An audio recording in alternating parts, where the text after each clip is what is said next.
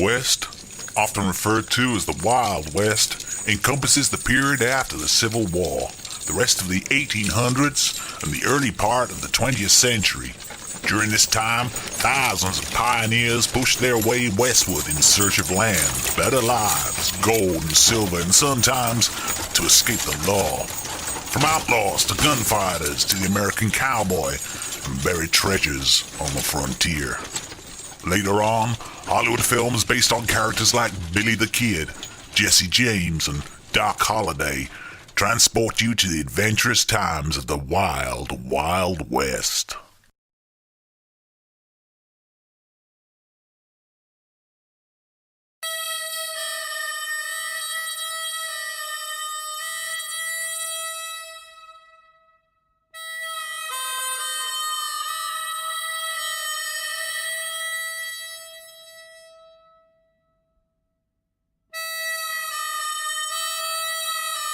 A lone, rugged figure in a saloon, a sneer on the weathered face. Clinking spurs, guns slung low on the hips. Long shadows cast on hot, dusty streets of desert towns. Walking through swing doors of a local saloon, belly up to the bar, playing cards and being watched closely by the sheriff and his deputy. This is the image of the West that Hollywood films portrayed. They were the essential elements that made the cowboy western movie a favorite of the Hollywood film industry. And the audiences loved them.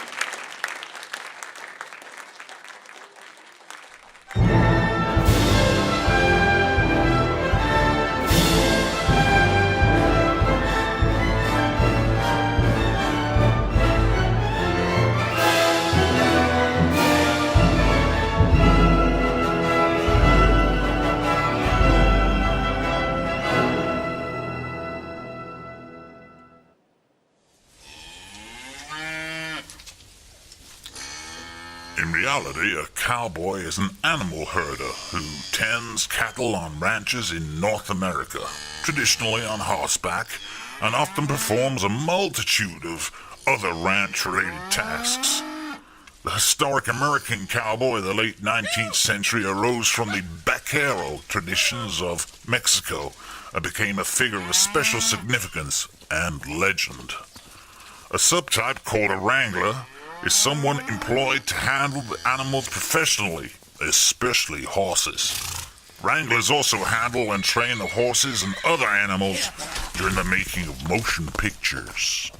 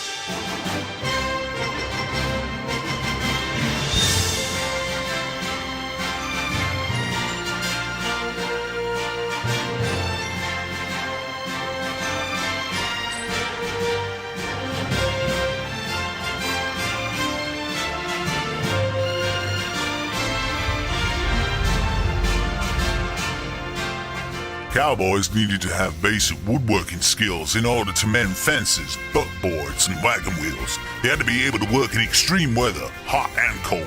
They needed a basic knowledge of animal husbandry to care for their animals. The ability to treat minor and sometimes not so minor injuries was also an invaluable skill due to the paucity of doctors. A good memory was needed in order to locate animals, navigating by landmarks, verbal instructions, and hastily sketched maps. The work also requires a high level of physical fitness.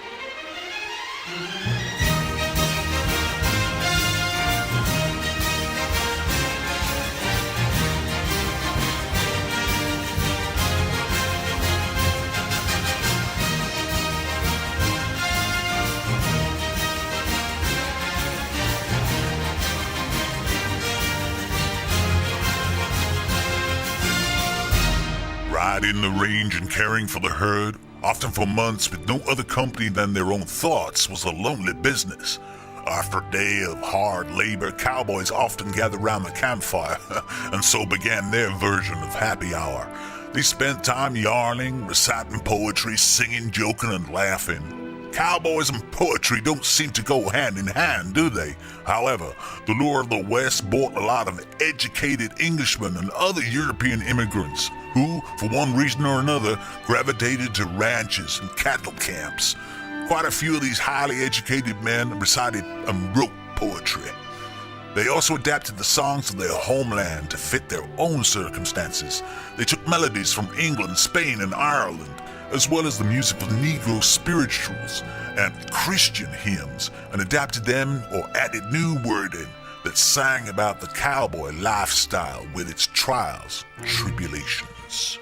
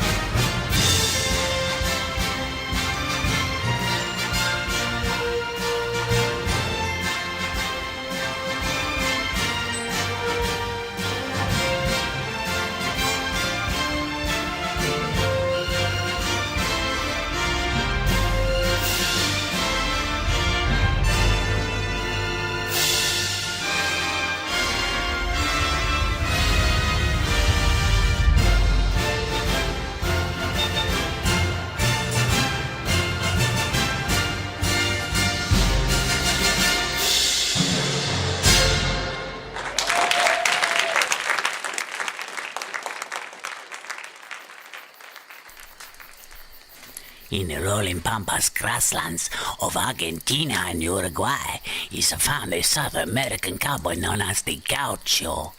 Gaucho means outcast. It was a lonely kind of life which could only be lived by the desperados on the very edges of a civilization. At night time, around the campfire, a gaucho would dance a malambo, which looks like a cross between the Mexican shuffle and a flamenco. He dances as if he would tear the earth, hammering out the rhythm and flipping onto the ankles of his riding boots, striking his knife on his coin-decorated belt. It's a proud and angry dancer.